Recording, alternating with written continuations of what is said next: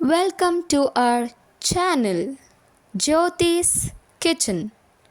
So ಇವತ್ತಿನ special ಉತ್ತರ ಕರ್ನಾಟಕದ ಸ್ಪೆಷಲ್ ಹೋಳಿಗೆ ಮತ್ತು ಶ್ರೀಕರ್ಣಿ. ಇಲ್ಲಿ ಒಂದು ಕಡಾಯಲ್ಲಿ 350 ಗ್ರಾಮಷ್ಟು ಮೈದಾ ತಗೊಳ್ಳೋಣ. ಅದರ ಜೊತೆಗೆ ಒಂದು ಸ್ವಲ್ಪ ಅರಿಶಿಣ, ಒಂದು ಚಿಟಿಕೆ ಉಪ್ಪು ಮತ್ತು 1 ಟೇಬಲ್ ಸ್ಪೂನಷ್ಟು ಎಣ್ಣೆ. ಅದರ ಜೊತೆಗೆ 200 ml ಆಗುವಷ್ಟು ವಾಟರ್ನ ಟೈಮ್ಲಿ ಆಗಿ ಅಂದರೆ ಆವಾಗವಾಗ ನೋಡಿಕೊಂಡು ಕಲಿಸ್ತಾ ಹೋಗಬೇಕು. ಅದೇ ಥರ ಒಂದು ಮೆತ್ತಗಿರುವಂತಹ ಒಂದು ಸಾಫ್ಟಾಗಿರುವಂತಹ ಒಂದು ಮಿಶ್ರಣವನ್ನು ನಾವಿಲ್ಲಿ ತಯಾರಿಸ್ಕೋಬೇಕಾಗತ್ತೆ. ಎಷ್ಟು ಸಾಧ್ಯ ಆಗುತ್ತೋ ಅಷ್ಟು ಮೆತ್ತಗೆ, ಅಷ್ಟು ಸಾಫ್ಟಾಗಿ ಕಲಿಸ್ಕೊಳ್ಳಿ. ಅದರ ಜೊತೆಗೆ ಕೈಗೆ ಅಂಟ್ಕೊತಿದೆ ಅಂತ ಬೇಜಾರು ಮಾಡ್ಕೋಬೇಡಿ.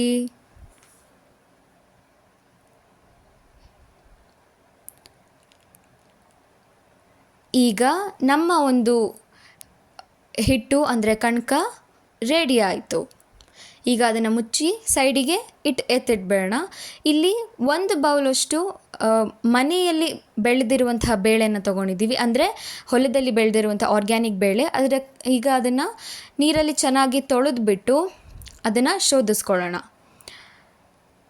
ಸೊ ಅದಾದಮೇಲೆ ಇಲ್ಲಿ ಒಂದು ಕುಕ್ಕರನ್ನು ತೊಗೊಂಡಿದ್ದೀವಿ. ಇಲ್ಲಿ ನಾವು ಏನು ಒಂದು ಇಟ್ಕೊಂಡಂತಹ ಬೇಳೆಯನ್ನು ಸೇರಿಸ್ಕೊತಾ ಇದ್ದೀವಿ.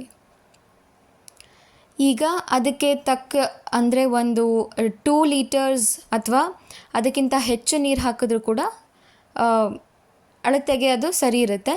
ಅದ್ರ ಜೊತೆಗೆ ಇಲ್ಲಿ ಎಣ್ಣೆಯನ್ನು ಕೂಡ ಸೇರಿಸ್ಕೊಂಡು ಈಗ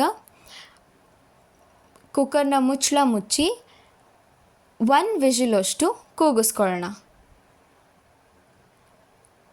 ಓಕೆ ಗೈಸ್, ಸೊ ಅದರ ಜೊತೆಗೆ ಇಲ್ಲಿ ಬೆಲ್ಲದ ಪಾನಕ ಕೂಡ ರೆಡಿ ಮಾಡ್ಕೊಳ್ಳೋಣ.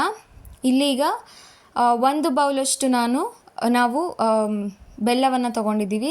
ಇದು ಪೌಡರ್ ಅಥವಾ ಏನು ಕ್ರಶ್ಡ್ ಜಾಗ್ರಿ ಇದು. ಇಲ್ಲಿ ನೀರು ಬಂದುಬಿಟ್ಟು ಒಂದು 50 ml ಅಷ್ಟು ತೊಗೊಂಡಿರ್ಬೋದು.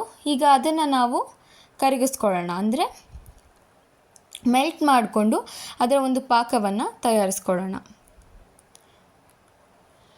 ಈಗ ಈ ಬೆಲ್ಲ ಬಂದುಬಿಟ್ಟು ನಾವು ಹೇಳಿದ್ನಲ್ಲ ನಾನು ಶ್ರೀಕರ್ಣಿ ಅಂತ, ಅದಕ್ಕಾಗಿ ಮಾಡ್ತಿರುವಂಥದ್ದು. ಅಂದರೆ ಇದನ್ನು ಕರಗಿಸ್ಕೊಂಡು ಈಗ ಸದ್ಯ ನಾವು ಇದನ್ನು ನೀರಲ್ಲಿ ನೆನೆ ಹಾಕ್ಕೊಂಡ್ಬಿಟ್ರೆ ಆಮೇಲೆ ಇದು ಕರ್ಗೋಗುತ್ತೆ. ಸೊ ಅದನ್ನು ಆಮೇಲೆ ನಾವು ಶ್ರೀಕರ್ಣಿಗೆ ಹಾಕ್ಕೊಳಕ್ಕೆ ಬರುತ್ತೆ. ಸೊ ಇಲ್ಲಿ ನೀವು ನೋಡ್ತಿರೋ ಹಾಗೆ ಬೆಲ್ಲದ ಪಾಕವನ್ನು ಜಲ್ದಿ ಅಂದರೆ ಶೋಧಿಸ್ಕೊಳ್ತಾ ಇದ್ದೀವಿ. ಏನಕ್ಕೆ ಅಂದರೆ ತುಂಬ ಕಸ ಕಡ್ಡಿ ಎಕ್ಸೆಟ್ರಾ ಇರುತ್ತೆ. So better ಶೋಧಿಸ್ಕೊಳ್ಳಿ.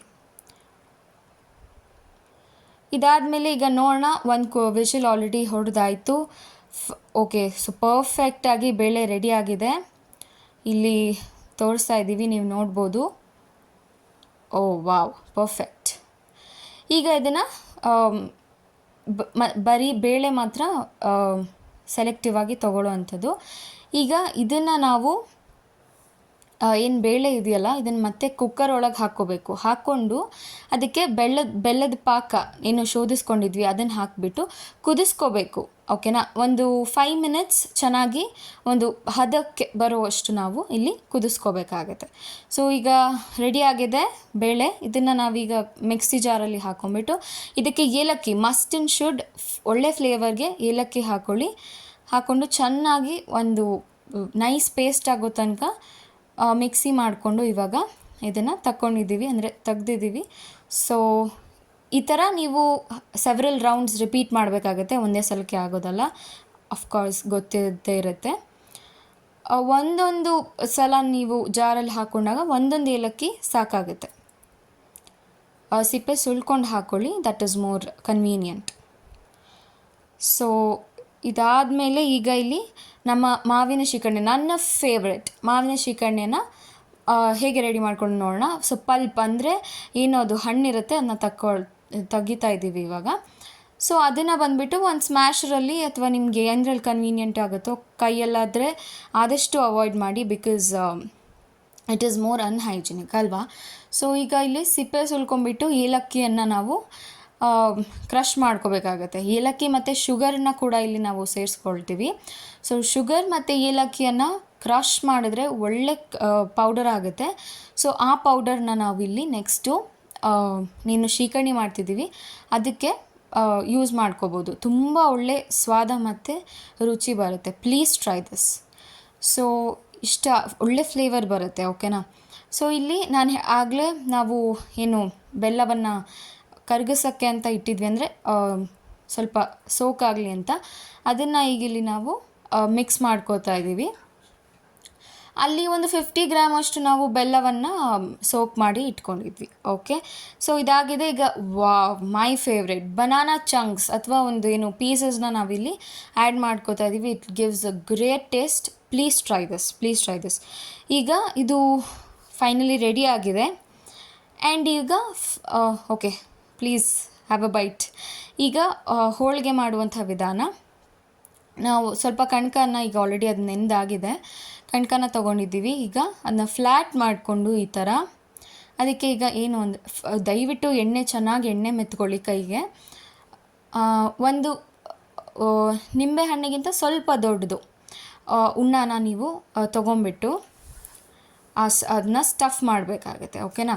ಸೊ ಅದನ್ನ ಏನು ಅಂದರೆ ಈ ರೀತಿಯಾಗಿ ಆ ಮೈದಾ ಹಿಟ್ಟೇನಿದೆ, ಅಂದರೆ ಅದು ಕಣ್ಕ ಏನಿದೆ, ಅದನ್ನು ಈ ರೀತಿಯಾಗಿ ಮೇಲೆ ನಾವು ಅದರೊಳಗೆ ಸ್ಟಫ್ ಆಗೋ ಥರ ಪ್ರಿಪೇರ್ ಮಾಡಬೇಕಾಗುತ್ತೆ.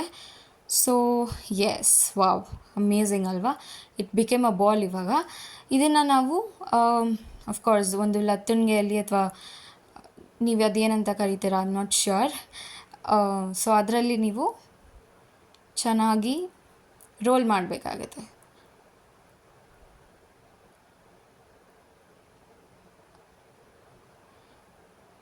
ಓಕೆ, ಸೊ ಪರ್ಫೆಕ್ಟಾಗಿ ರೋಲ್ ಆಗಿದೆ. ಈ ಥರದ ಒಂದು ಕವರ್ನ ಇಟ್ಕೊಳ್ಳಿ, round cover. It is very very helpful. ನಿಮಗೆ ಹಾಕೋದಕ್ಕೆ ಈಸಿ ಆಗುತ್ತೆ. ಸೊ ಬೇಸಿಕ್ಲಿ ಇವಾಗ ಅಂಚು ಕಾದಿದೆ. ಈಗ ಇಲ್ಲಿ ನಾವು ಈ ಒಂದು ಇದನ್ನು ಹೋಳಿಗೆನ ಹಾಕಿದ್ದೀವಿ.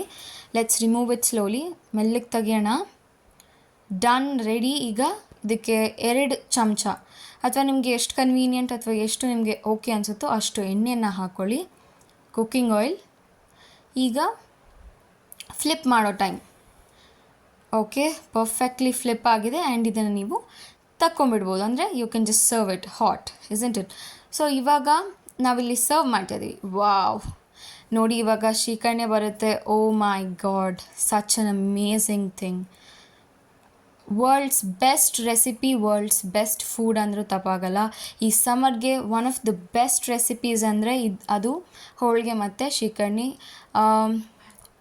ಅದು ಕೂಡ ಮ್ಯಾಂಗೋ ಅಲ್ಲಿ, ಈಗ ಮ್ಯಾಂಗೋ ಸೀಸನ್ ಬೇರೆ. So please try.